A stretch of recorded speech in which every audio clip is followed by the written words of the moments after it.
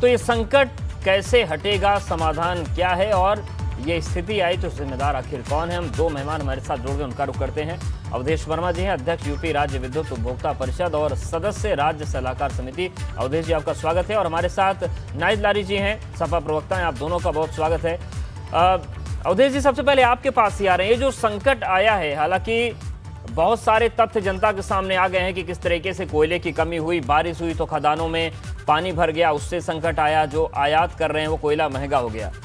लेकिन ये जो समस्या आई है, इसके लिए जिम्मेदार किसको ठहराया जाए? क्योंकि इस तरीके की जो स्थितियां बनी हैं, झेलना तो सबको पड़ ही रहा है।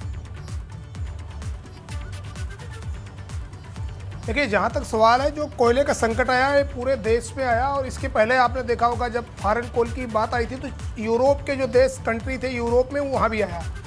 लेकिन सबसे बड़ा सवाल ये उठता है कि अगर ये कोयला खदानों से जो कोयले का इंतजाम एज पर मानक के तहत अगर किया गया होता तो ये स्थिति न होती। हमारा ये नियम है कि जो हमारे पावर हाउस खदानों के करीब हैं उनको 15 दिन का कोयला रखना है, और जो थोड़ा दूर है उनको 30 दिन का कोयला अपने उत्पादन गिरी को चलाने के लिए एडवांस में रखना है।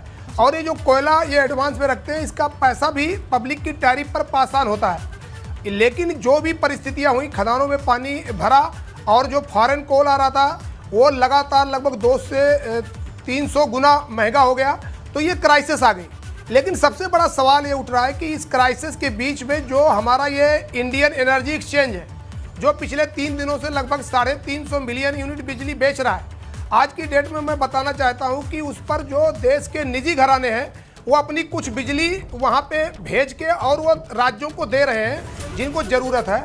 तो 6 रुपये की लागत की जो उसकी बिजली है वो 20 रुपये तक बिक रही है। इसका खामियाजा प्रदेश की जनता को भुगतना पड़ रहा है। आज मैं एक लेकर आज हमारी ऊर्जा मंत्री के साथ इस पर एक मीटिंग चल रही थी। मैंने ऊर्जा मंत्री जी को बताया कि आज इंडियन एनर्जी एक्सचेंज आपदा में अवसर तलाशने का काम कर रहा है। ये निजी घरानों की महंगी बिजली को प्रदेश की गरीब जनता को बेच रहा है। पता चला कि पूरे 3 दिन में पूरे देश से 840 करोड़ का मुनाफा कमा लिया। अगर यूपी की बात करें तो यूपी से 80 करोड़ का मुनाफा कमा लिया। हमने ऊर्जा मंत्री से यह निवेदन किया कि महोदय, ये मामला गंभीर है, इसलिए पावर एक्सचेंज की बिजली पर सीलिंग लगाना चाहिए। जिस प्रकार से यूरोप में जब ये मामला आया था तो वहां के देशों ने भी बिल्कुल, लेकिन सीलिंग लगाया था। सवाल अवधेश जी कहीं उस पर भी आएंगे। नाहिद जी हमारे साथ जुड़ गई हैं। नाहिद जी, जिस तरीके से अवधेश जी बता रहे हैं कि जो पहले से मानक तय है कि अगर खदान के बगल है तो 15 दिन, अगर खदान से दूरी में है तो 30 दिन का रिजर्व होना चाहिए।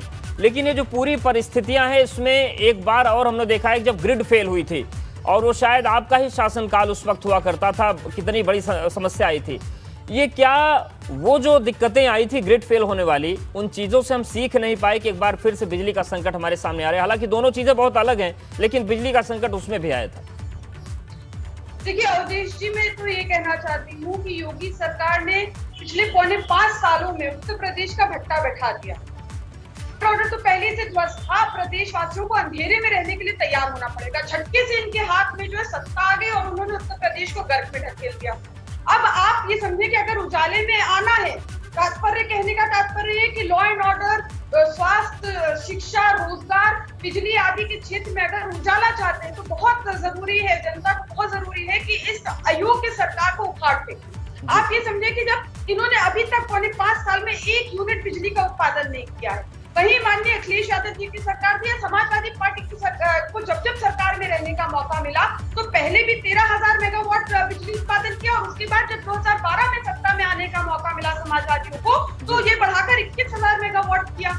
आप समझे, ललितपुर में, कन्नौज में बिजली के क्षेत्र में काम हुआ। ललितपुर में 10 मेगावाट के 3 और कन्नौज में 225 किलोवाट के सौर ऊर्जा प्लांट स्थापित हुए। अभी कहा, जहां परसों कल जो माननीय अखिलेश यादव जी कहते हैं हटमपुर, वहां नवेली नंगाहाट बिजली घर में जहां कार्यक्रम था वो भी समाजवादी सरकार ने बनाया था, उसको तक भारतीय जनता पार्टी की सरकार ने उसको भी नहीं शुरू किया। वहां लोगों ने बताया उनको, माननीय अखिलेश जी को, कि जैसे जितना काम सपा सरकार में हुआ था वैसे रुका हुआ, अभी और काम नहीं हुआ, इसको शुरू नहीं किया। और वहाँ लोगों ने ये भी बताया कि जब बिजली ठीक है, बिल्कुल, लेकिन अभी समस्या ये है कि जो प्लांट्स है वहाँ कोयला ही नहीं पहुँच रहा है। एक सेकंड और दें। वहां लोगों ने बताया कि पहले जमीन की कीमत वहां जो है 10,000 बीघा भी नहीं लोग देने को तैयार थे। वहीं जब बिजली घर बन गया तो वहीं की जमीन की कीमत जो है 30 लाख बीघा आप लोग दे रहे। ये होता है डेवलपमेंट। लेकिन बीजेपी सरकार जो है इनको डेवलपमेंट से तो कोई लेना देना नहीं है। तो सत्ताजीवी और वोटजीवियों की पार्टी है और केवल अपने पूंजीपतियों मित्रों को ठीक है, मतलब पूंजीपतियों को फायदा हो रहा है आपका कहना है। लेकिन अवधेश जी, सवाल ये है कि जैसा कि आपने बताया कि जो मानक थे कि जो खदान के पास में पावर प्लांट से वहां 15 दिन का रिजर्व हो, जो दूरी पे है वहां पर 30 दिन का रिजर्व हो, तो क्या आप ये मानते हैं कि जो भी ये बिजली कंपनियां हैं उनकी तरफ से ये चूक हुई? अगर वो मानक ये पालन कर लेते तो ये समस्या इस तरीके की नहीं आती? देखिए, जहां तक सवाल है, जैसे कि हमारे अनपरा ओबरा की बात है, तो हमारी वहां कोयला खदान से हमारी ट्रेनें अनपरा ओबरा की वहां तो कोयला आ रहा है। कुछ दूसरे जो सब स्टेशन है, जहां पावर हाउस है, जहां बिजली नहीं मिली है जी, जो बिजली कम पैदा हो रही है, वहां पे कोयले की क्राइसिस है। निश्चित तौर पर कहीं कहीं चूक हुई। लेकिन एक चीज मैं आपको बताना चाहूंगा, अभी एक बात आ रही थी कि ललितपुर, मैं आपको बताना चाहूंगा जब ललितपुर में पावर हाउस लगा था तो आज उसका खामियाजा हम भुगत रहे हैं। समझिए मेरी बात, मैं आपत्ति करता हूं प्रदेश में, मैं इसकी लड़ाई लड़ता हूं, मुझे पता है 11,000 करोड़ का सपा सरकार में 11,848 करोड़ का ये पावर हाउस लगना चाहिए था। लेकिन जब ये पावर हाउस लग के तैयार हुआ तो बजाज ने कहा कि साहब ये 16,006 करोड़ का है। हमने कहा भाई ये बताइए 16,006 करोड़ का ये जो फिक्स चार्ज है ये प्रदेश की जनता 20 साल तक क्यों देगी? 11,000 करोड़ का पावर हाउस 16,006 में कैसे पहुंच गया? इसकी कैपिटल कास्ट कैसे बढ़ गई?